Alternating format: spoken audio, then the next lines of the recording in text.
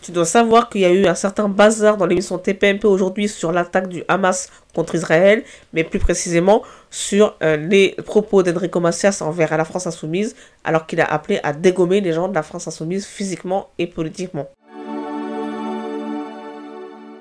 Salut les infocrates, aujourd'hui on va parler de l'émission TPMP en particulier.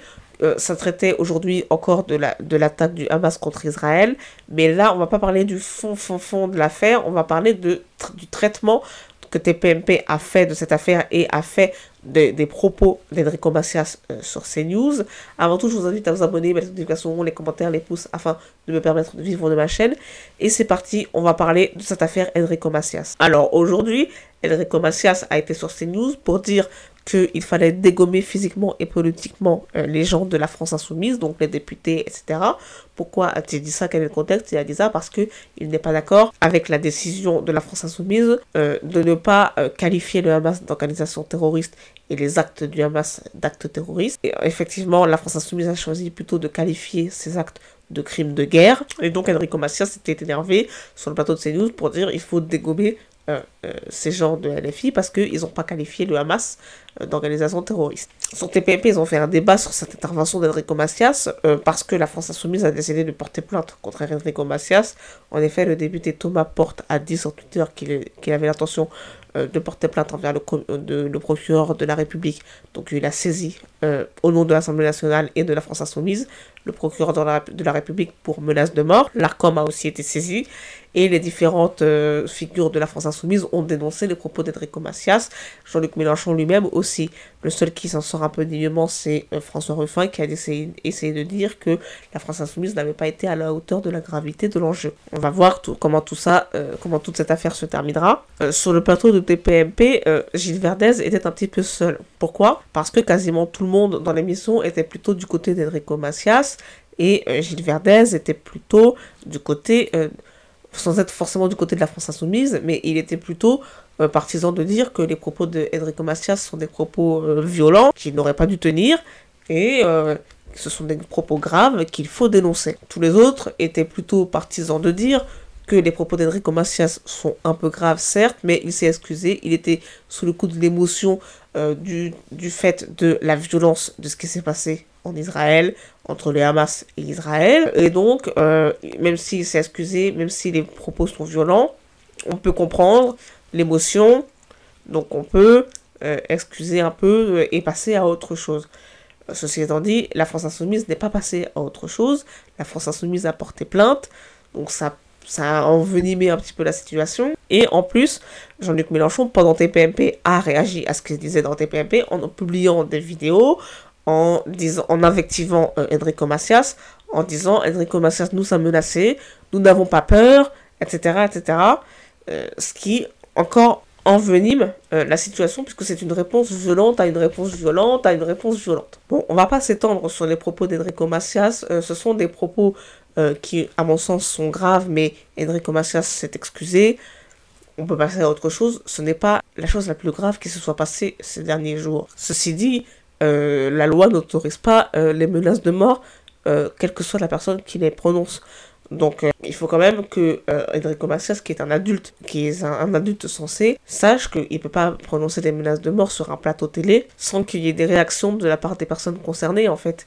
Ça, Enrico Macias, qui est un professionnel de l'audiovisuel depuis 40 ans, 50 ans, aurait dû le savoir. Mais bon, passons, c'est pas ça le plus grave. Sur le plateau de TPMP, Gilles Verdez, qui était le seul à quand même dire que les propos d'Enrico Macias étaient violents et graves parce que c'était des menaces de mort, il s'est fait invectiver par tout le reste du plateau, notamment par Franck Tapiro, qui est un communicant, qui a son entreprise de communication, qui était venu là pour défendre le point de vue d'Israël, et qui était là pour dire « Mais la France Insoumise, ils sont dégueulasses, la France Insoumise, ils ont porté plainte contre Enrico Macias, ils ont quasiment mis sur le même plan les actes de terrorisme et les propos d'Enrico Macias qui ne sont pas très graves. La France Insoumise a envenimé la situation. Après, il y a eu un débat sur Israël est quand même le colonisateur dans cette région, et Franck Tapiro a dit mais non, il n'y a pas de colonisation parce que les Israéliens sont chez eux. Et Gilles Verdez a quand même prononcé une phrase qui à mon sens est importante. Il a quand même dit vous tenez là un discours qui est idéologique et vous venez défendre votre idéologie. Ce qui est factuellement vrai. Franck Tapiro était là pour venir défendre son idéologie, à savoir défendre la création de l'État d'Israël. Cette émission, à mon avis, montre à quel point le débat sur la question israélo-palestinienne est violent en France, et ce qui s'est passé ce week-end a réouvert comme ça la boîte de Pandore de la violence sur ce débat, et ça a divisé les gens d'une manière telle que la violence et la division se sont cristallisées, et là on va vers la création de deux camps, et il faut choisir son camp. D'ailleurs, c'est ce qu'a dit Jean-Michel Maire à TPMP. Il a dit c'est la guerre et il y a deux camps à choisir, tu choisis ton camp, camarade. Donc c'est très clair. C'est sur cette émission que là on a vu que la question israélo-palestinienne traverse tous les partis politiques, traverse tout le débat politique en France et divise les Français entre les confessions, entre les races, donc arabes juifs, musulmans juifs, et tout le monde est tenu de prendre parti, et c'est extrêmement compliqué et difficile, alors qu'il y a des tas de nuances de gens qui sont plus ou moins politisés, plus ou moins informés, plus ou moins quelque chose. Et c'est extrêmement difficile. D'ailleurs, il a été reproché dans cette émission, vivement, aux stars françaises de ne pas s'exprimer sur ce sujet, parce que c'est trop dur, parce qu'ils ne veulent pas se prendre des menaces de mort ou des reproches. Ça a été reproché à Kylian Mbappé, à Jean Dujardin, à Jamel Debbouze ou à Omar Sy. D'ailleurs, Jamel Debbouze, il a un antécédent, il a un passif sur cette question, parce que il a été reproché pendant un certain nombre de mois et d'années à Jamel Debbouze d'avoir soutenu Dieudonné et d'être rentré dans le rang après. Donc, Jamel Debbouze, en plus, il a déjà un passif sur cette question. Donc voilà, dans cette émission, on a vu que ça devenait personnel, ça devenait organique, ça devenait viscéral, et maintenant on reproche à un tel et à un tel de ne pas avoir pris parti dans le débat parce que c'est divisé et qu'il faut prendre parti. Et si t'es pour les Palestiniens, c'est que t'es contre Israël, et si t'es pour Israël, c'est que t'es contre les Palestiniens, et que t'es soit antisémite, soit islamophobe, soit raciste anti-arabe, et il n'y a pas d'entre-deux. Et ça, c'est en train de polluer le débat politique français, qui était déjà plus ou moins pollué avec cette question avant, mais là, ça devient la question fondamentale, et il faut choisir son camp, et ça va comme ça dominer la politique, le débat politique français pendant les prochaines semaines, quitte à faire disparaître la guerre en Ukraine, par exemple, de tous les médias français. Donc ça va être, parce que c'est la chair, c'est une question de la chair, c'est une question familiale, c'est une question de population, c'est viscéral.